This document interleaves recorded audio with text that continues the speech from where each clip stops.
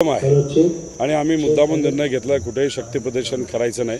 महत्त्वाचं आहे की त्या तालुक्यामध्ये तिथं असणाऱ्या बूथवर गावामध्ये शहरामध्ये तिथं असणाऱ्या पदाधिकाऱ्यांच्या माध्यमातून लक्ष ठेवून जास्तीत जास्त लोकांना मतांना आणायचं आणि लोक भाजपच्या विरोधात आहे, अजितदादांच्या विरोधात आहे, त्यांच्या पक्षाच्या विरोधात आहे। त्यामुळे वातावरण हे महाविकास आघाडीच्या बाजूने फक्त लोकांना मतदानाला आणून मतदान करणं हे फार महत्त्वाचं आहे। दादा, अजित पवार सातत्याने बोलताना कुठेतरी चुकतायत असं वाटतंय। कालपासून त्यांचा एक व्हायरल व्हिडिओ होतोय, त्याच्यामध्ये ते सांगतायत की आम्हाला मतदान करा, निधी देतो, जेवढा वाटेल तेवढा निधी देतो, फक्त तुम्ही बटन काचा दाबा, अशा प्रकारे त्यांचं वक्तव्य व्हायरल होत आहे आणि टीका देखील होते। त्यांच्या मित्रांकडे जे काही कारखाने मालक असतील नाही तर इतरही लोक नाही तर रिअल इस्टेट असतील, खूप अफाट पैसा आहे।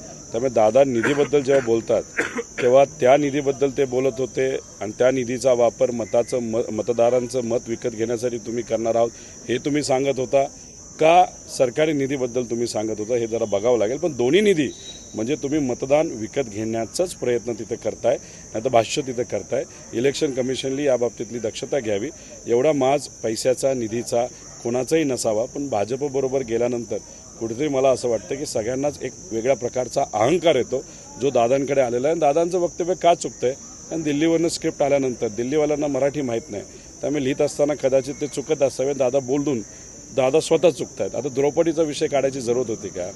महिलांच्या बाबतीतला अप्रत्यक्षपणे तुम्ही अवमान तिथं करता। तर हे जे काय आहे ते आज राजकारणाचे मुद्दे नाहीत, आज विकास हा मुद्दा आहे, त्याच्याचबरोबर विचारसरणी हा मुद्दा आहे, आज संस्कृती हा मुद्दा आहे आणि लोक संस्कृती वाचावी, विचार वाचावा यासाठी BJP आणि महायुतीच्या विरोधात आज मोठ्या प्रमाणात दिसतात। दादांना